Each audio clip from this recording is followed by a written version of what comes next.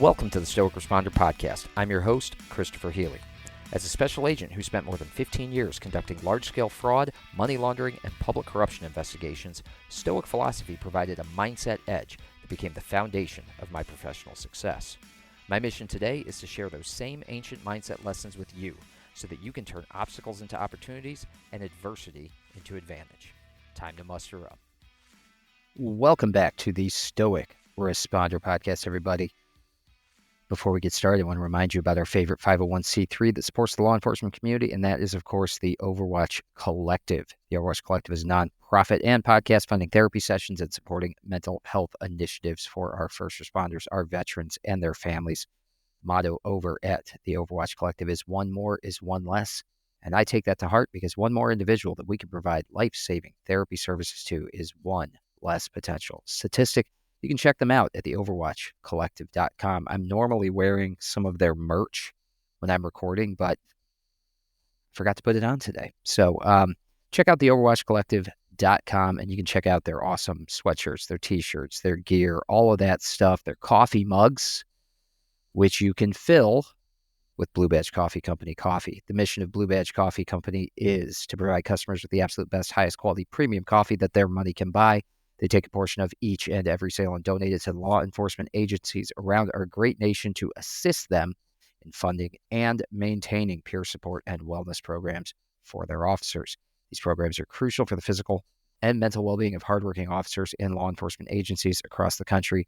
And God knows, with the defund the police movement ongoing and ever present, those sorts of things are what's getting left behind. We need them more than ever. So get yourself some Blue Badge Coffee Company coffee. Help support that great cause. Fill up that Overwatch Collective coffee mug. Take it to work with you. Share the good word about these two great organizations that are helping our law enforcement. So, folks, let's get into it. Another week and another month. We're recording this in October, and I put out on Substack that the podcast would be delayed. We're going to slide right this week. I had some appointments on Monday for my daughter. It's usually a day when I record and get these podcasts out.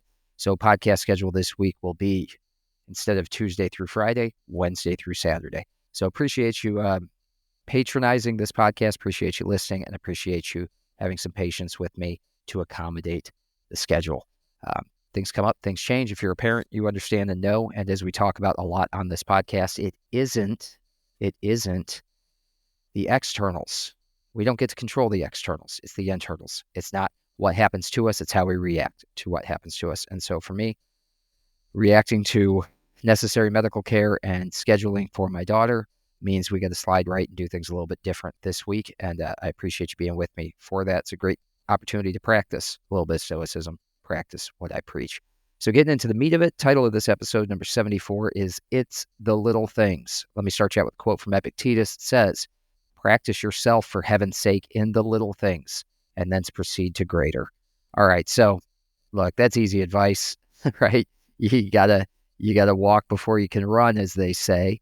And we've all kind of been there in our lives, but I liken this to my background and career as a triathlete. As many of you know, if you've listened to this podcast for a while, I used to compete in long-distance triathlon. I raced Ironman triathlons for about 4 or 5 years. It was my life. It was everything. I worked deeply hard to become better at this hobby. Like, I was never going pro. I had a profession. I had a career. But so much of my off-duty life was built around my next race. What am I training for? Where am I going? What am I doing? How can I get 1% better? And the lessons, so many lessons from that endurance racing career are translatable to life. The need to continue, keep putting one step in front of the other, one foot in front of the other, keep going even when it hurts, even when it's tough, learning how to endure, learning how to suffer, learning how to get better, learning how to take adversity and fuel yourself with it. All those things are such transferable lessons. It had such an impact on my life and on my career. It had such an impact on our businesses that we own, on entrepreneurship, because it taught us about capacity, taught us about capacity for work, capacity for suffering. And I think I was a better special agent because of triathlon. I think my wife is a better entrepreneur because of triathlon. I think I became a better writer because of it. So I want to dive into something that I don't talk a ton about on this podcast. I refer to it, but I want to dive into a little bit about triathlon in this episode. So as we said, we started out with this quote from Epictetus: practice yourself for heaven's sake in little things and then proceed to greater. So what Epictetus is talking about here, obviously, the idea that we got to master the little things before we can move on to the bigger things. Now, there's a maxim in triathlon that says that amateurs train to their strengths and professionals train to their weaknesses. I'm going to repeat that because it sometimes people don't catch it the first time. Amateurs train to their strengths, professionals train to their weaknesses. This is how you end up with Ironman age groupers who barely make the cutoff. And to kind of wind it back, an age grouper is an amateur. It's a person who they divide the field up by 5-year categories, age categories. So, I'm 45. I would have just entered into a new category. Everyone in my age group would be age 45 up to 49. And then the next age group begins at 50. It's actually good to think about that because when you're the young guy in your new age group, you can sometimes be in an advantage. So maybe that's a sign from the universe that it's time for me to get back to age group triathlon. But we end up in triathlon, in the sport, with age groupers who barely make the cutoff. And on the course, there's different cutoffs established. You have to do the swim in a certain amount of time or you're removed from the course. You have to make the bike cutoff. You have to make a certain number of miles on the bike before a certain time or you're pulled off the course. And so you have guys who are barely making the cutoff despite being incredible cyclists or incredible runners or incredible swimmers, because people tend to be single sport athletes when they come into triathlon and then they want to do something like an Ironman. So they bring that skill set in. And when the training gets hard, rather than focus on getting faster in the pool or faster in speed work on the track or faster in the disciplines that they're not familiar with, a lot of guys opt to doing the thing that brought them to the sport in the first case, which is more often than not cycling.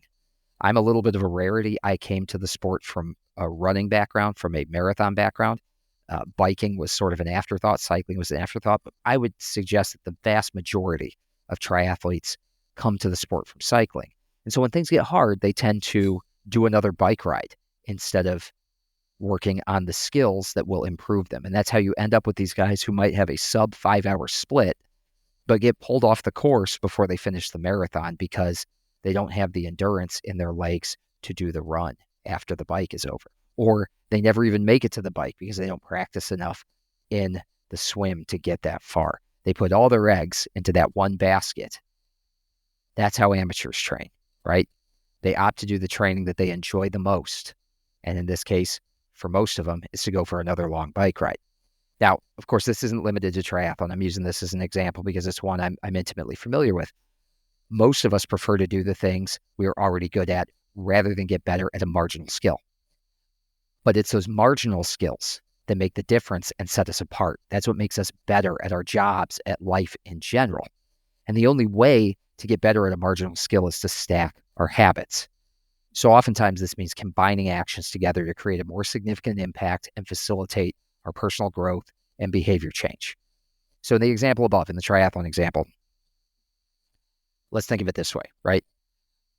We did a ton, I say we, the royal we triathletes, did a ton of brick workouts in our training. Now, a brick workout, it's kind of this, I don't know, it's familiar to triathletes. If you're not a triathlete, what a brick is when you're stacking, you're stacking like a brick wall. You're stacking a swim followed by a bike. You're stacking a bike followed by a run. And that's how you train because you're going to have to do that on race day, right? So every ride will follow a swim workout if you're doing a brick, or precede a run workout if you're doing a brick. And by combining the thing that we love, in this case, let's talk about cyclists, by combining cycling, right, with the thing we need to improve on, we make it more likely that we're going to commit to getting better at the associated task as well. Because in order for me to go on the bike and do that thing that I love, the thing that brought me to the sport in the first place, I got to get out of the pool. That means I got to get in the pool. And if we train that way, if we focus on giving ourselves that incentive to get better at the marginal task, every action provides an opportunity for growth, for self-mastery. And that's what Epictetus is saying. That's what the Stoic view is that every action, no matter how small, gives us an opportunity for growth, an opportunity for self-mastery. So again, by paying attention to the choices we make in our daily lives, this doesn't have to be about triathlon, but by paying attention to the choices we make in our daily lives, even in seemingly mundane or trivial matters, we can develop the habits and the mindset for leading a life that has constant growth and improvement, that doesn't just focus on what we're good at, but focuses on that 10%, right? Like I've heard this said another way too. Like, you're at a 90% in this skill, you're at a 10% in that skill. If you can improve that 10%, you've got much more ground that you can gain by improving that 10% skill to 90% than improving that 90% skill to 100%. But so many of us focus on going from that 90 to 100 or 90 to 95, and we disregard that 10% skill that we've got, that we have so much more room for improvement. If we can up-level our entire lives by focusing on the little things, by getting better at the minutia that we don't love. And that is the lesson that I tried to take from triathlon and put into my career, put into my personal life, is get better at the small things, get better at the things that you don't like, get better at the things you are still an amateur on, because that is what professionals do. Again, professionals, to bring us back to the beginning. Amateurs train to their strengths. Amateurs are going to train to that 90% skill that they've already almost mastered. Professionals train to their weaknesses, that 10% skill that they need to bring up, because they know that by raising that, they have so much more room for improvement. They have so much further they can go by raising up that 10% skill to a higher level than by getting 1% better at the skill that they're already incredibly strong at. That is how you become a better triathlete. That's how you become better at anything that you want to do in this life. So hope that's impactful for you, folks. If you're gonna catch a bit of a theme this week. Right now, we are dealing with the impact of Hurricane Helene. As those of you who are listening know, I worked for DHS. My job oftentimes was to come in after a disaster and to sort out the money that got thrown around after a disaster, to find all the fraudulent payments that went out, the people who inevitably come in after what we're seeing in a hurricane zone and get handouts, get money from the government that they don't deserve. So I'm intimately familiar with how FEMA works, how it's supposed to work, how the state agencies work. I've had a lot of people reaching out to me and asking how they can help. We're going to talk a little bit about that this week from a Stoic perspective, what we can do in these sort of situations. But let me leave you with this final thought about what we can do. I've seen a lot of people bitching and moaning on social media about the lack of response from the federal government. That's absolutely legitimate. It is legitimate to be frustrated that the president spent the weekend on the beach while people were stuck on rooftops, that he wasn't in the command center directing the response of an executive branch agency. That's completely legitimate to feel that frustration and to complain about it. It's legitimate to feel frustration that the media isn't covering it to the degree that you think they should. Completely legitimate to feel those things.